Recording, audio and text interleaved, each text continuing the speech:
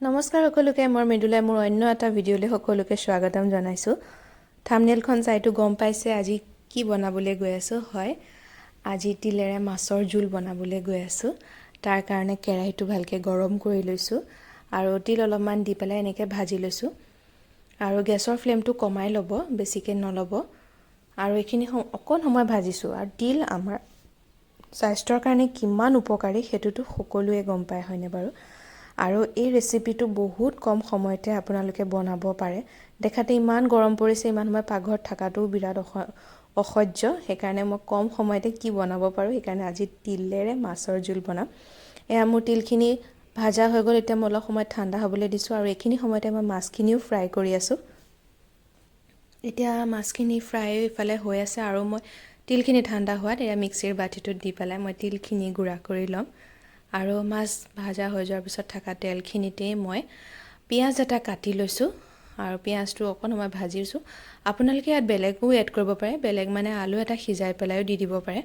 এতিয়া পিঁয়াজখিনি ভাজা হোৱাত মই আদা নহৰু এচামুচ ধুনীয়াকৈ বটি পেলাই তাৰ লগতে দি দিছোঁ আৰু হালধি নিমখ সোৱাদ অনুসৰি আপোনালোকে দি পেলাই এনেকৈ অকণ সময় ভাজিব। এয়া দেখিছে মই ভাজি লৈছোঁ আৰু এইখিনি গুড়ি হোৱা তিলখিনিত মই অকণমান পানী দি পেলাই পেষ্ট এটা বনাই লৈছোঁ।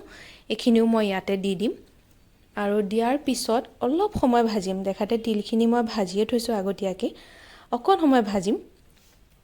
ইয়াত দেখিছে ধুনীয়াকৈ উতল এটা আহিছেই। অকণ সময় ভাজাৰ পিছত ইয়াত অকণমান গৰম পানী মই ব্যৱহাৰ কৰিছোঁ। আপোনালোকে মানুহ অনুযায়ী পানীটো ব্যৱহাৰ কৰিব পাৰে, কোনে কিমান ডাঠকৈ খায় কোনে পাতলকৈ খায় সেই অনুমানতো ৰাখিব পাৰে। এয়া মই পানীখিনি দিয়াৰ পিছত মাছ দি দিলোঁ আৰু মই ইয়াত জলকীয়া গুড়ি ব্যৱহাৰ কৰা নাই কাৰণে কেঁচা জলকীয়া এটা ফালি পেলাইও দি দিছোঁ। আপোনালোকে কিমান জ্বলা খায় সেই অনুমানত দি দিব আৰু এইখিনি 10 মিনিট সময় মই এনেকৈ ঢাকন মাৰি থৈ দিছোঁ। এয়া ধুনীয়াকৈ উতলি আছে মাছখিনি। এয়া দেখিছে হোৱাৰ আগে আগে মই অকণমান জালুকৰ গুড়িও দি দিছোঁ। অন্য একো মছলা ব্যৱহাৰ কৰা নাই। এইটো বিৰাট ধুনীয়া হেল্ডি ৰেচিপি হয় আৰু এয়া মোৰ মাছেৰে তিলৰ ৰেচিপি ৰেডি হৈ গ'ল। আশা কৰোঁ ভিডিঅ'টো চাই ভাল পাব। ভাল পালে লাইক এটা আৰু চেনেলটো ছাবস্ক্ৰাইব কৰিব নাপাহৰিব আৰু কেনেকুৱা পালে কমেণ্টত জনাব।